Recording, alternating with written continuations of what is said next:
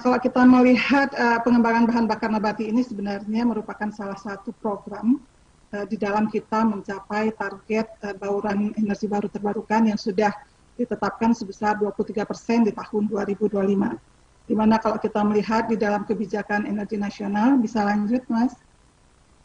Kalau kita melihat di dalam kebijakan energi nasional, ini sudah ditetapkan bahwa di tahun 2025 nanti diharapkan kita bisa meningkatkan bauran dari energi baru terbarukan di angka 23%. Baik itu nanti melalui pembangkit listrik ataupun nanti yang non pembangkit, apakah itu nanti melalui pemanfaatan bahan bakar nabati.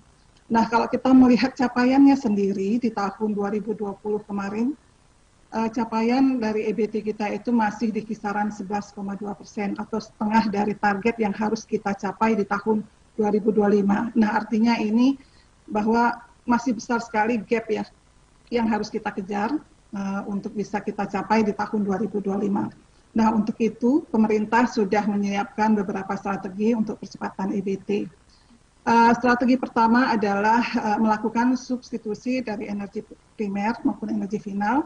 Nah, di dalam hal ini kita tetap menggunakan teknologi yang ada saat ini, tetapi hanya bahan bakunya saja ya kita lakukan substitusi. Nah, program yang sudah berjalan itu adalah bahan bakar nabati dengan biodieselnya. Sejak 2020 kemarin kita sudah menuju ke B30 dan harapannya ke depan nanti kalau memang kondisinya memang memungkinkan kita juga akan segera menuju beyond dari B30. Nah, selain untuk bahan bakar nabati ataupun untuk sektor transportasi, di pembangkit juga saat ini kita akan dorong untuk melakukan substitusi. Sebagaimana kita tahu, PLTU kita saat ini masih didominasi oleh batu bara. Nah, ini juga nanti bahan bakunya juga akan kita lakukan substitusi dengan menggunakan biomasa. Nah, kemudian strategi kedua adalah kita melakukan konversi energi primer maupun energi primer fosil ya, ini dengan melakukan penggantian teknologinya. Nah, kalau yang pertama tadi teknologinya tetap hanya kita melakukan substitusi di bahan bakarnya. Nah, kalau yang program kedua ini adalah kita melakukan konversi dari penggantian teknologinya. Jadi PLTD yang saat ini ada, ini kita akan coba ganti dengan pembangkit EBT, termasuk PLTU yang nanti sudah habis masa usia kontraknya ya, ini juga nanti akan kita ganti dengan pembangkit EBT dalam rangka kita mencapai target 23% di tahun 2025. Nah, kemudian strategi ketiga itu adalah penambahan kapasitas EBT untuk bisa memenuhi demand baru. Nah, fokus kita ini adalah PLTS. Tadi Pak Kang Nur juga menyampaikan ya kita punya potensi yang sangat besar untuk matahari ya. Kita daerah tropis, sepanjang tahun kita punya sinar matahari yang cukup.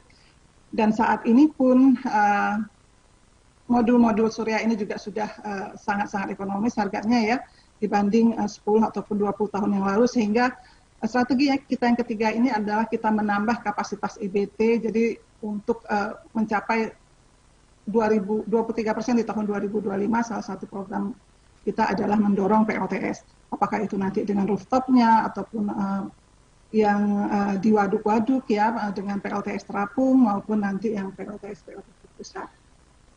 Kemudian strategi kita yang keempat itu adalah pemanfaatan EBT untuk yang non listrik ataupun yang non BBM.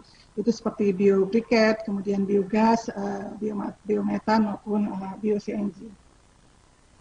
Lanjut Mas.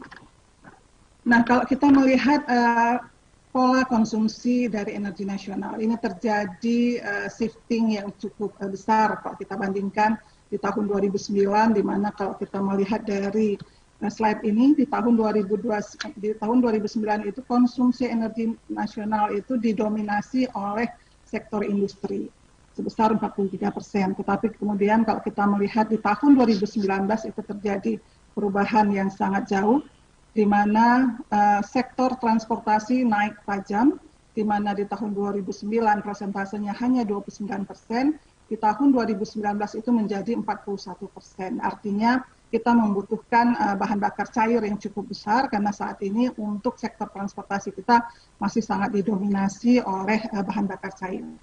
Nah, akibat meningkatnya konsumsi bahan bakar untuk sektor transportasi, maka mau tidak mau karena saat ini juga kita sudah sangat-sangat kekurangan sumber bahan bakar minyak, maka impor minyak kita ini juga meningkat tajam, khususnya untuk gasolin. Nah, di sini Bapak Ibu, teman-teman bisa melihat kalau kita melihat untuk yang gasolin, impornya dari tahun ke tahun terus meningkat.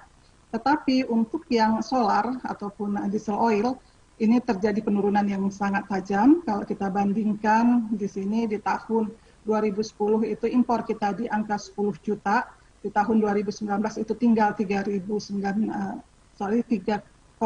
juta, dan di tahun 2020 kemarin Pertamina sudah tidak perlu lagi mengimpor karena adanya program B30. Jadi program substitusi kita ini cukup berhasil. Dan kita merupakan pionir di dunia untuk blending biodiesel hingga 30%. Dan ini semua dari produk sawit. Nah, yang menjadi PR kita sekarang adalah gasolin. Nah, gasolin ini lebih dari 50% kebutuhan gasolin kita ini masih kita impor. Nah, ini yang menjadi PR kita bersama yang ke depan kita coba dorong supaya nantinya kita juga bisa melakukan substitusi untuk gasolin ini. Lanjut. Nah, ini beberapa latar belakang mengapa kita perlu melakukan program mandatori bahan bakar nabati ini. Yang pertama sekali adalah dalam rangka kita meningkatkan ketahanan energi nasional. Karena tadi kalau kita melihat dari sisi konsumsi bahan bakar cair kita cukup besar, sementara produksi kita juga terus turun. Maka dengan memanfaatkan bahan bakar nabati, kita harapkan kita bisa meningkatkan ketahanan energi nasional. Dan kita juga alhamdulillah diberkahi dengan kebun sawit yang luar biasa, di mana produk CPO-nya juga cukup banyak. Di tahun 2020 kita bisa memproduksi hingga 52 juta ton CPO.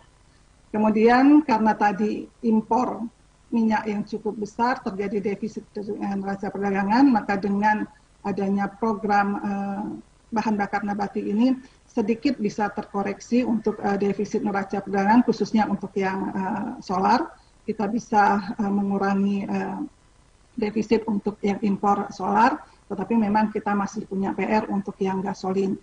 Nah, kemudian program ini juga tadi karena produksi CPO kita begitu melimpah, harga dari CPO itu menjadi sangat-sangat fluktuatif sehingga kita memang perlu melakukan hilirisasi dari pemanfaatan CPO tersebut. Dalam rangka kita juga menjaga stabilisasi harga CPO.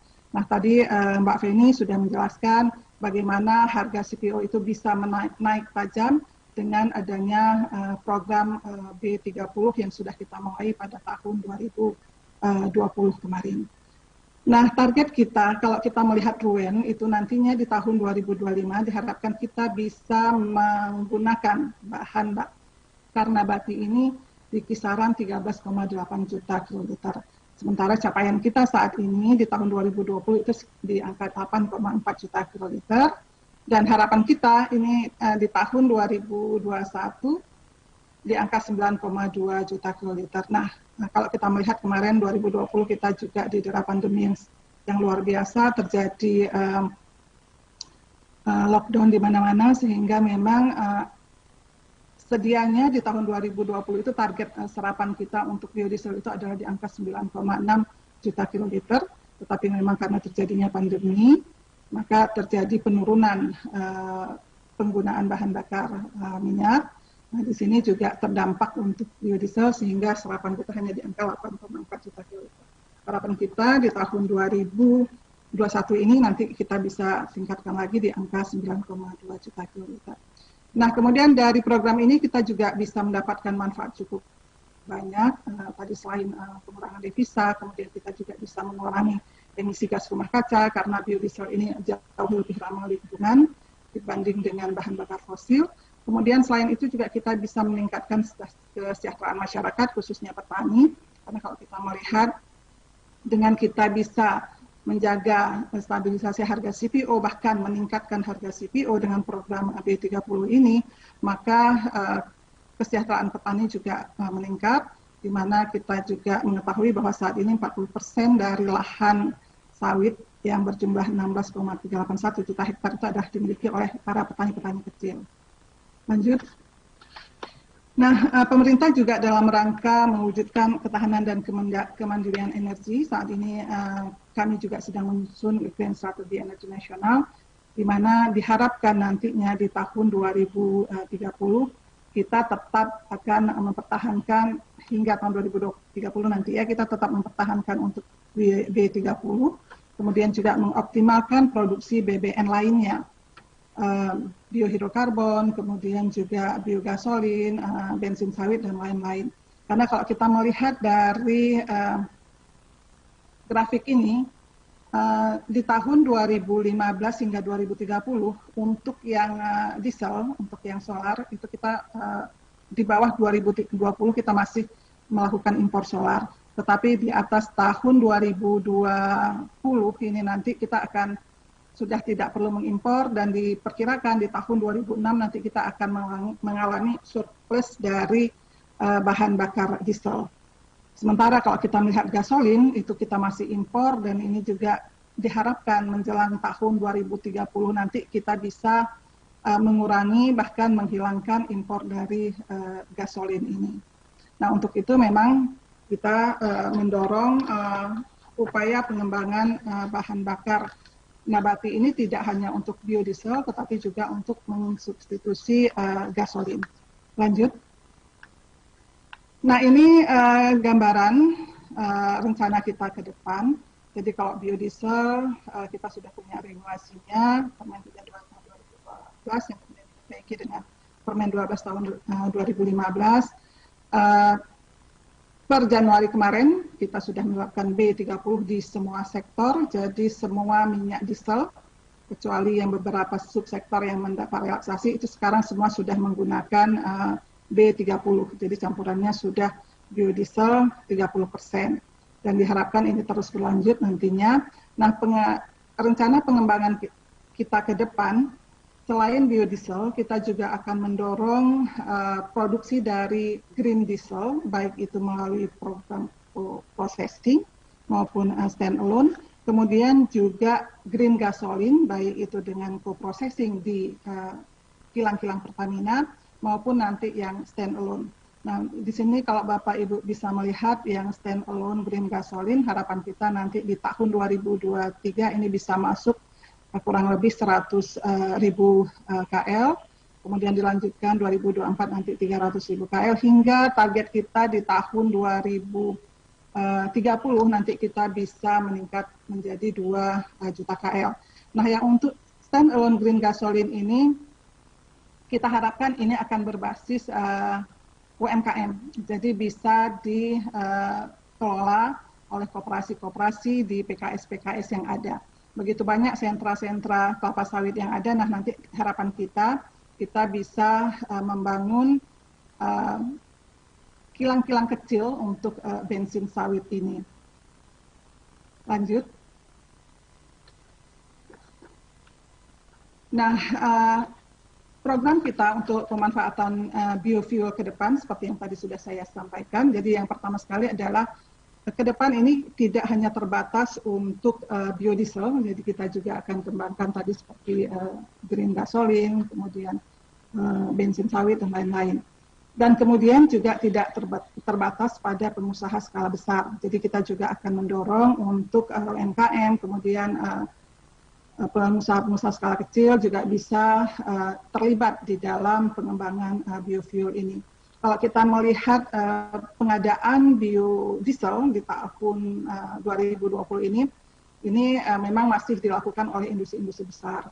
Jadi ada 20 industri yang ikut dalam pengadaan alokasi untuk tahun 2021.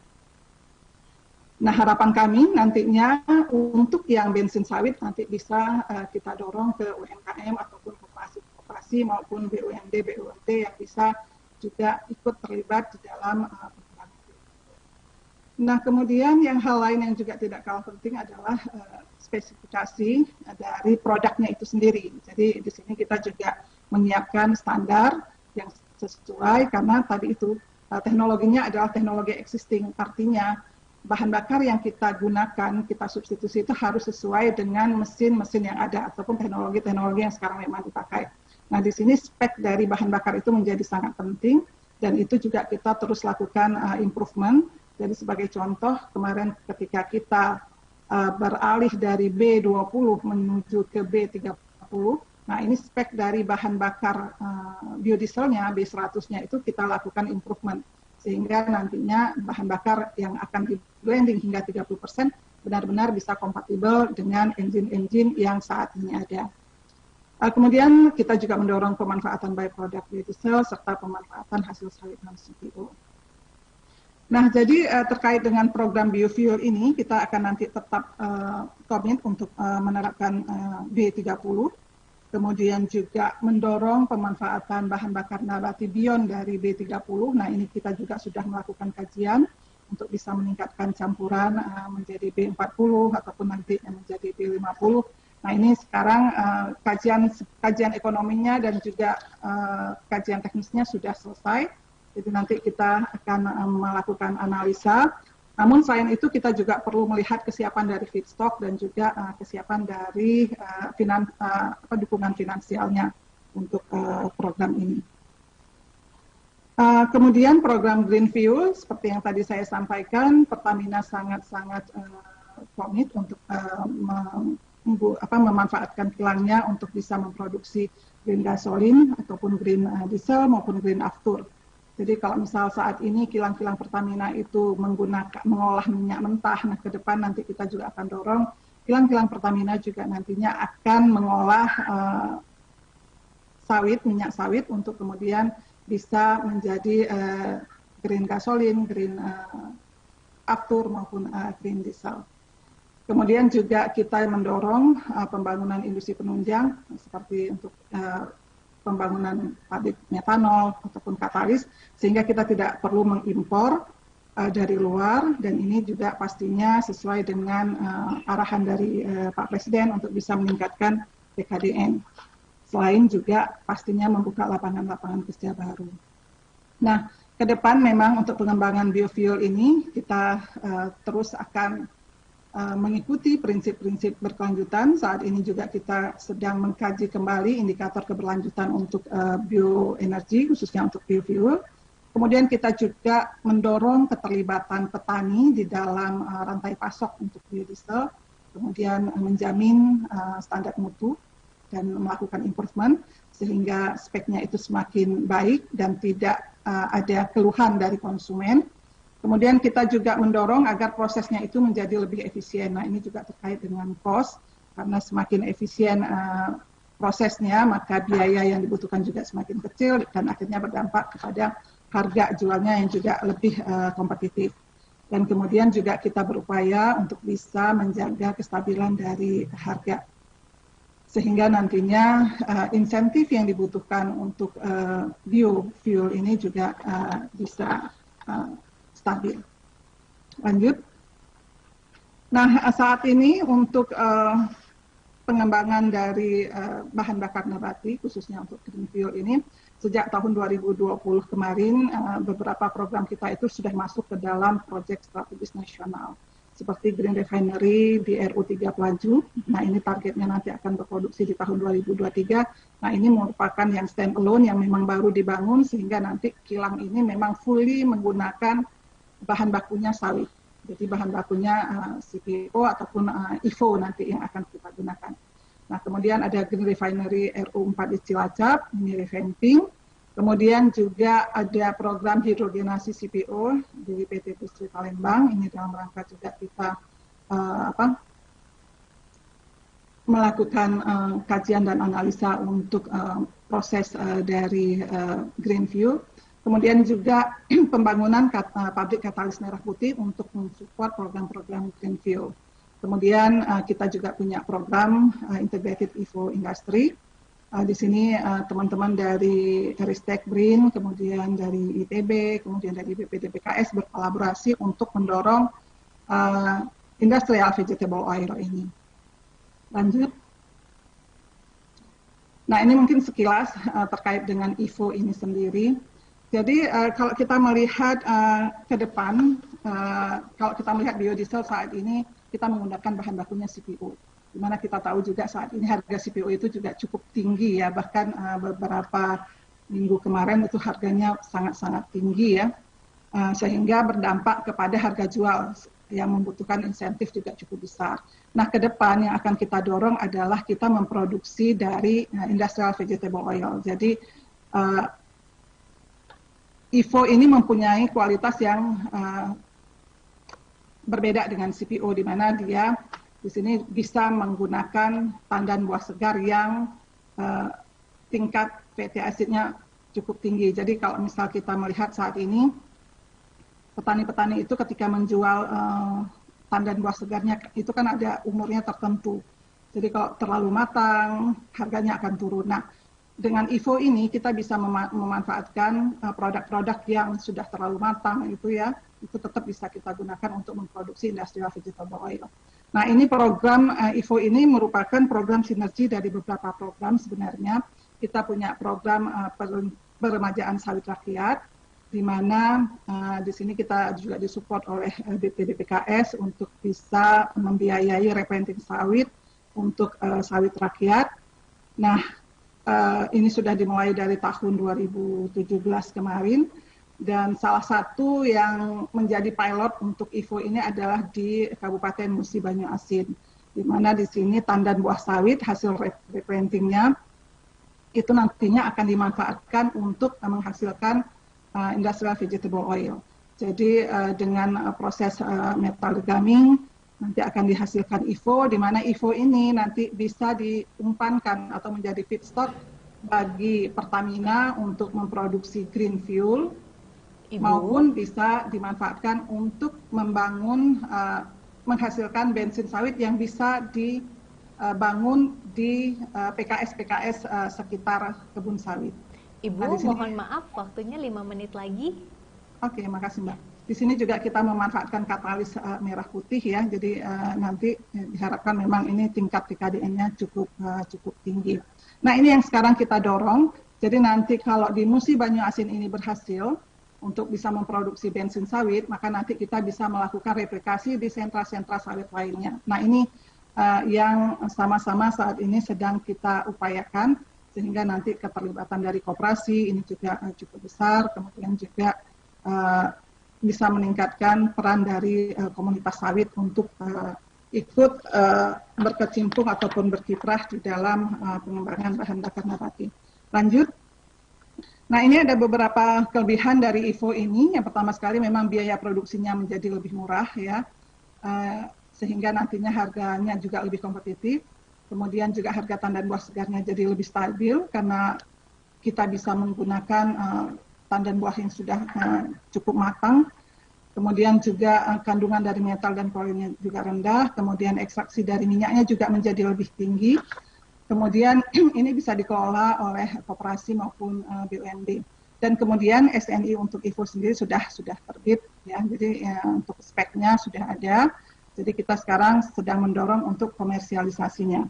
Nah, untuk progresnya sendiri di Kabupaten Pemkab Banyu Asin dan Pelalawan, ini dua wilayah ini yang menjadi pilot project. Ini mereka sudah menyelesaikan FS-nya untuk membangun pabrik bensin sawit ini, pabrik IFO ya maaf, pabrik IFO. Kemudian juga sudah ada uji pengolahan demopen IFO di Musi Banyu Asin, itu dengan kapasitas 700 ton. Pada Mei kemarin sudah mampu menghasilkan hingga 700 ton. Kemudian juga di sini nantinya ITB dengan BPDPKS juga akan melakukan riset lebih lanjut terkait dengan ini industrial vegetable oil ini. Lanjut. Nah, ini mungkin beberapa peluang dan tantangan dari UMKM dalam pengembangan bahan bakar nabati. Jadi kalau misal kita melihat dari kebutuhan bahan bakar pastinya masih terus meningkat, meskipun kita ada beberapa upaya untuk bisa switching ke kendaraan listrik, tetapi terus terang penggunaan bahan bakar cair untuk transportasi itu untuk beberapa tahun, 10 hingga 15 tahun ke depan itu masih cukup tinggi, sehingga ini menjadi peluang buat kita. Kemudian tren global yang juga terus meningkat kepeduliannya terhadap bahan bakar yang ramah lingkungan. Kemudian juga kalau kita melihat dari ketersediaan feedstock kita cukup banyak. Dan kemudian juga Pertamina saat ini juga sedang membangun pertashop ya. Jadi nanti ini bisa dikolaborasikan di daerah desa. Jadi nanti dengan Pertamina ini bisa melakukan kerjasama, bensin sawitnya bisa di blending dengan gasolin yang akan dijual di pertashop. Kemudian juga dalam rangka kita memperkuat ekonomi rakyat. Kemudian peluang lainnya kita punya potensi lahan sawit rakyat yang cukup besar. Kemudian juga kalau kita melihat saat ini dengan program ini kita harapkan nantinya kita juga bisa meningkatkan pendapatan petani. Tetapi memang yang harus kita pikirkan adalah bagaimana kita menjaga keberlanjutan dari pasokan bahan baku dan kestabilan harga. Kemudian juga kelembagaan untuk pengelolaannya, karena ini nanti akan ada skala-skala kecil. Nah, di sini kita juga perlu melakukan penguatan ataupun capacity building dan pendampingan untuk pengelola-pengelola di daerah. Kemudian juga kita perlu fasilitas pendanaan. Jadi ini untuk investasi awal mungkin ya. Nah, ini mudah-mudahan nanti juga akan ada lembaga-lembaga yang bisa mensupport untuk memberikan kredit bunga ringan ya untuk jangka panjang dalam rangka membangun pabrik-pabrik desa ke depan. Kemudian ini yang terakhir mungkin sebagai penutup, ini beberapa upaya yang sudah kami lakukan di Kementerian SDM untuk komersialisasi dari produk IFO ataupun bensin sawit. Yang pertama sekali adalah menyusun spesifikasi teknik dan produk dari bensin sawit. Kalau IFO-nya tadi sudah selesai bekerja sama dengan Kementerian Perindustrian, dan kemudian ini yang menjadi PR adalah SNI untuk bensin sawitnya. Jadi nanti kalau produknya sudah ada, lebih mudah kita untuk menyusun speknya. Kemudian juga menyiapkan regulasi terkait pemanfaatan bensin sawit itu sendiri. Jadi nanti tata niaganya seperti apa, kemudian harga indeks pasarnya akan seperti apa, kemudian juga insentif. Nah, ini nanti akan menjadi tugas kami di Kementerian SDM. Kemudian juga melakukan fasilitasi dan koordinasi antar stakeholder. Nah, ini sudah kami lakukan. Setiap 2 minggu kami ada rapat antar stakeholder dalam rangka memantau program PSN tersebut, di mana salah satunya juga terkait dengan pembangunan pabrik IFO ini. Kemudian yang berikutnya fasilitasi terkait off-taker produk IFO itu untuk PT Pertamina. Nah, kami juga sudah melakukan komunikasi dengan teman-teman Pertamina untuk mendorong supaya bisa menjadi off-taker untuk produk IFO ini. Kemudian juga berkoordinasi dengan stakeholder untuk bisa mempersiapkan fasilitas pendukung ataupun sarana-prasarana. Dan ini juga harus kita pikirkan karena nanti kita perlu tangki segala macam ya, kemudian distribusinya akan seperti apa. Kemudian yang terakhir adalah melakukan kajian keekonomian produk bensin sawit. Nah, ini untuk melihat seberapa besar harga yang harus kita bayarkan. Kalau misal butuh insentif, nanti insentifnya berapa, sumbernya dari mana.